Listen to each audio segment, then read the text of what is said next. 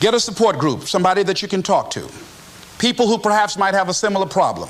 Support groups are very powerful, that you can share some of the challenges that you're going through. And it might be a situation where one person can give you an idea of how they handle that situation and create an opening for you. Begin to stimulate some possibilities in your mind on how you can resolve the problem. We can't grow by ourselves. As I mentioned before, we grow from people and projects. The other thing is about life, when things happen to you, when you permit things to use you, you can't change the past, but you can interpret. You can reinterpret how you see it. For years, I was going around with a heavy load on my shoulders, feeling bad because I was adopted, doing interviews for adoption agencies and foster homes. And I was on television once, and I told these people in this particular interview that I was given away, my twin brother and I, when we were 6 weeks of age. A friend of mine, fortunately, was listening to the program. And she said, Les, I'd like to have lunch with you. And so I went over to see her. She said, when a woman carries a baby for 9 months, feeling that life movement in her, it's automatic and natural for her to learn to love that baby, to expect it to come here when she bears the pain to bring it into the world. Your mother, Mamie Brown, when she came in to adopt you guys, she didn't go through that process. She looked at whoever your biological mother was and said, I'll take him. You weren't given away less.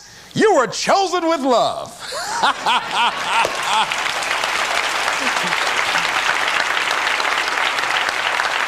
Same circumstances, same event, but reinterpreted.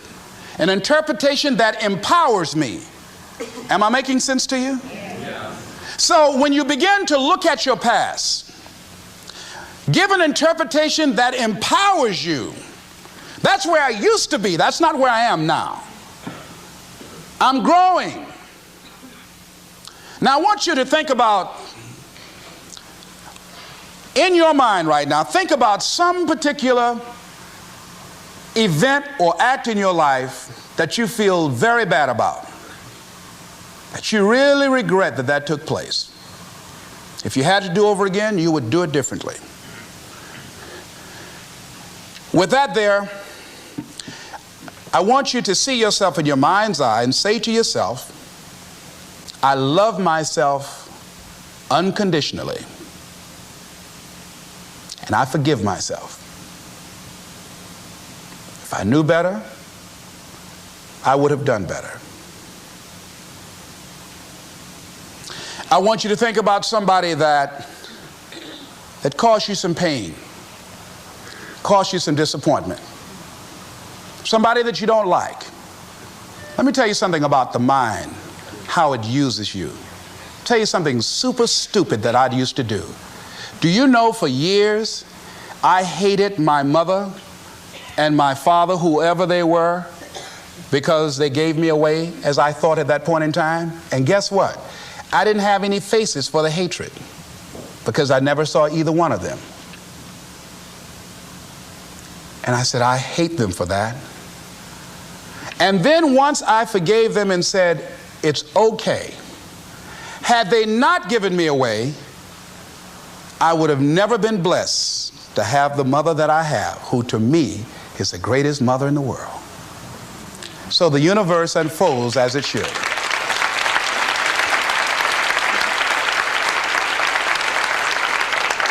But when I went through this process, saying forgive them, I remember in my mind as I was trying to picture these people, I had two individuals in my mind standing there with no faces because I didn't know how they look. But I released that. I let that luggage go. Think about somebody that you've hurt, somebody that you've disappointed, either deliberately or inadvertently, or someone that has hurt you deliberately or inadvertently. Think about them. Somebody that you really, when you think about them, the room turns red. Look at them in your mind's eye and say, I forgive you. I forgive you unconditionally. Boy, that's a heavy load to let off. When I thought about that guy, I said, wait a minute, I can't, no, you don't know what this guy did. This was my mama.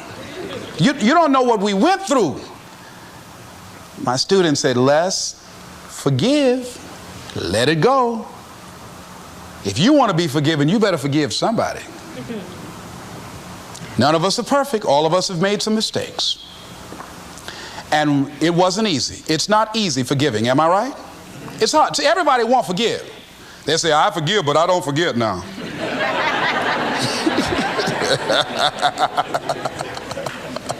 Let it go so you can grow. Let's get a little demonstration here. Throw it up on this side here, right? Demonstrate it like this. Let's go. I throw away negative thoughts. Revenge. Guilt. Anything that's been holding me back. Now with that right hand, let's bring something in. I bring in love. Peace of mind. Good relationships. Whole lot of money.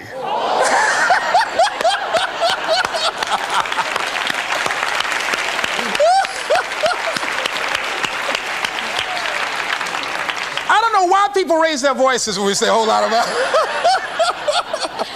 I mean, they get serious too, you know what I mean? And usually people don't use one hand, they use two hands.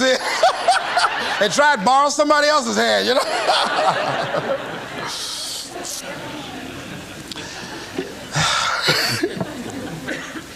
Reinterpreting our past.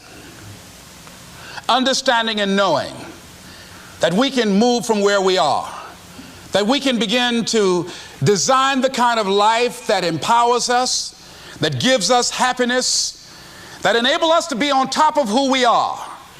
Knowing that as we begin to explore new horizons and new vistas in life, that as we begin to focus on developing ourselves, as we begin to elevate ourselves and not to follow the crowd, activating the thinker in us and disciplining and putting on hold the emotional part of ourselves.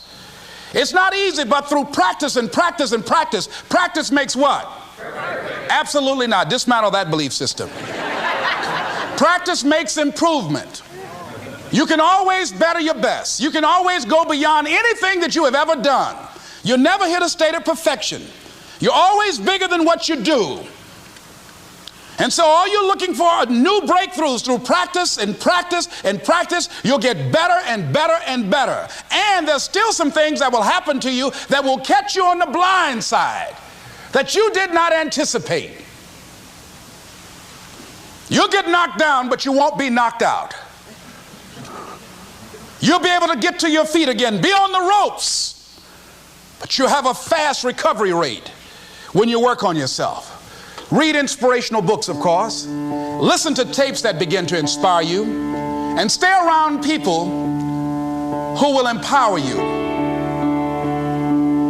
People that will help you feel good about who you are as you're in the process of transforming your life. Life is so beautiful. Today someone gave me something on life called What is Life? I'd like to share it with you. In summary, getting unstuck means that you are going to start living life on your terms rather than just gliding through every day on automatic. That you are aware, that you're stimulated and you're excited about your unfolding future. That you have a special power within. That you know that things are going to get better for you. You know that you can handle this, and sometimes you have to cry. Sometimes life will take you to your knees. But the pain opens spaces in the heart for joy. Somebody said about life, I love this, says life is like an onion. You have to peel it one layer at a time. And sometimes you cry.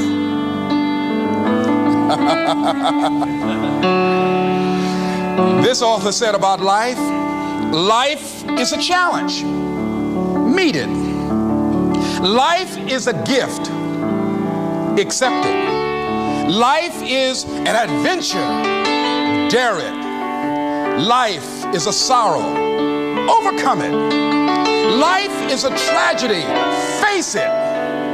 Life is a duty. Perform it. Life is a game. Play it. Life is a mystery. Unfold it. Life is a song. Sing it. Life is an opportunity. Take it. Life is a journey. Complete it. Life is a promise. Fulfill it. Life is a beauty. Praise it. Life is a struggle. Fight it. Life is a goal. Achieve it. Life is a puzzle. Solve it.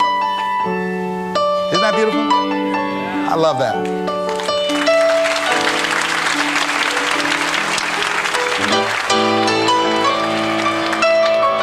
Remember something I heard in high school.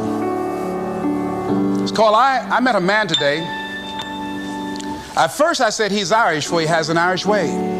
A sympathy and friendliness that warms you through and through. And then I thought, oh no, he's not.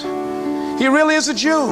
His eyes so dark and eloquent, like eyes of pearl, like those of Peter maybe, or perhaps Emmanuel. He stood there with a quiet grace, so slim he was and tall. I knew he was an Englishman and not a Jew at all. And yet his skin was very fair. A Viking he could be, such as those who cast their ships against the sea. His hair was dark with the mist of India, Japan. His courtesy was China's own. His dignity Iran. I met a man today and he was marvelously fair.